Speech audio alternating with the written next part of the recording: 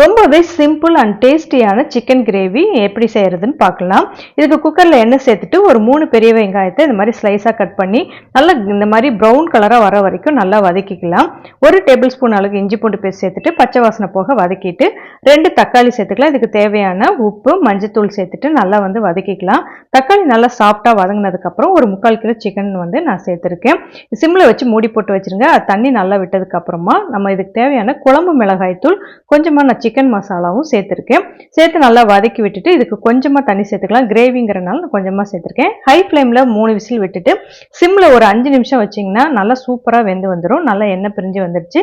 இதை அப்படியே நான் ஒரு கடாயில் சேர்த்துட்டு ஒரு 2 நிமிஷம் மட்டும் நான் சிம்மில் வச்சு நான் மூடி போட்டு கொதிக்க விட போகிறேன். அது நல்லா ஒன்று சேர்ந்து வரும்.